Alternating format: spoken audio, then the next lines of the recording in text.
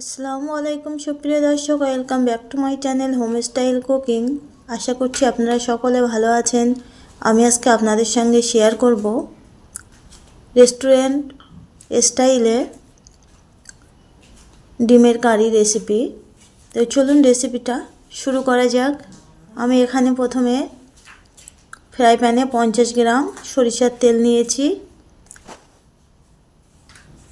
তেলটা গরম হয়ে এলেই আমি এটা থেকে 4 থেকে 5টা গরম মশলা ফোড়ন দিয়ে 3-4টে মিডিয়াম সাইজের পেঁয়াজ কুচি অ্যাড করেছি। একটু মোটা করেই কুচি করেছি। পেঁয়াজটাকে হালকা নেড়ে চেড়ে একটু কালার চেঞ্জ হলে আমি এর সঙ্গে অ্যাড করব 1 টেবিল স্পুন লবণ,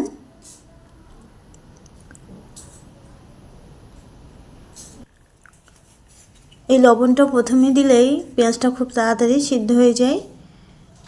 দিয়ে দিচ্ছি 1 টেবিল স্পুন লঙ্কা গুঁড়ো, 1 টেবিল স্পুন হলুদ গুঁড়ো। এগুলোকে আর স্বাদটা একটু বাড়ানোর জন্য দিয়ে দিচ্ছি 1 টেবিল স্পুন ধনিয়া গুঁড়ো। মশলাটাকে কষানোর সময় গ্যাসটা একদম লো ফ্লেমে রাখতে হবে, না হলে মশলাটা পুড়ে যাবে। সেই সাথে অ্যাড করছি 2টো শুকনো লঙ্কা আর 7-8টা কাজু বাদাম। এবারে অ্যাড করব 3টে টমেটো কেটে রাখা, আপনারা চাইলে এখানে গ্রেট করেও দিতে পারেন।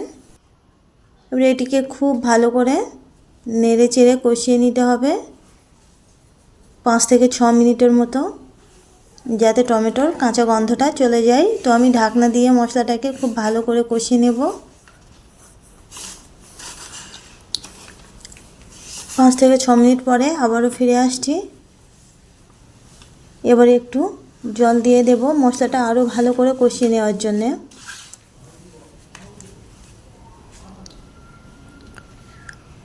মশলাটাকে খুব ভালো করে কষিয়ে নিতে হবে।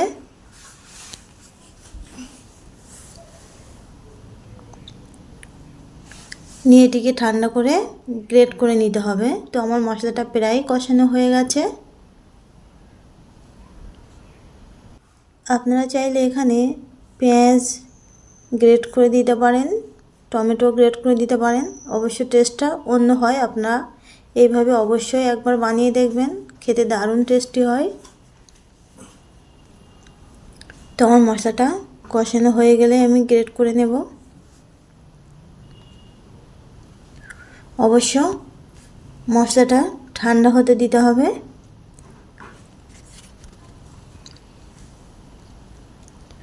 এবারে আমি অন্য প্যানে ডিমগুলো ফ্রাই করে নিতে হবে।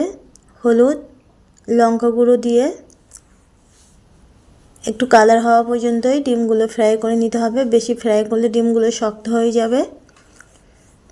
তো আমি 2 থেকে 3 মিনিট ডিমগুলো ভালো করে ফ্রাই করে নিচ্ছি। নিয়ে ডিমগুলো একে একে তুলে নেব অন্য একটি প্লেটে। আমার ডিমগুলো তোলা হয়ে গেছে। এবার আমি আবারও প্যানে 50 গ্রাম মতো সরিষার তেল দিলাম। আপনারা চাইলে এটা রিফাইন অয়েলেও করতে পারেন। সেই সাথে অ্যাড করছি জিরে ফোড়ন দিয়ে এটাতে দিয়ে দেব আদা রসুন পেস্ট।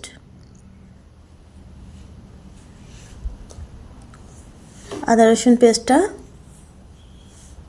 ভালো করে তেলের সঙ্গে কষিয়ে নিতে হবে, না হলে এর গন্ধটা যাবে না। তো আমি আদা রসুন পেস্টটা খুব ভালো করে কষিয়ে নিচ্ছি। তারপরে আমার পেস্ট করা মশলাগুলো অ্যাড করলাম।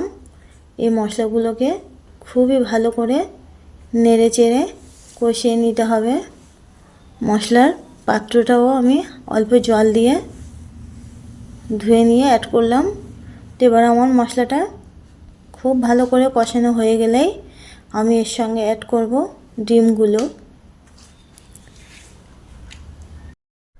এই পর্যন্ত যদি আমার রেসিপি ভালো লেগে থাকে অবশ্যই লাইক করবেন, প্লিজ সাবস্ক্রাইব করবেন, ফ্রেন্ডস অ্যান্ড ফ্যামিলিকে শেয়ার করবেন, অন্যদের দেখার সুযোগ করে দেবেন। তো আমি ডিমগুলো একে একে দিয়ে দিলাম। দিয়ে 10 থেকে 15 মিনিট মিডিয়াম টু লো ফ্লেমে জাল দিতে হবে। আর খেয়াল রাখতে হবে যেন নিচে ধরে না লাগে, তার জন্য মাঝে মধ্যে আলতোভাবে নেড়ে চেড়ে দিতে হবে।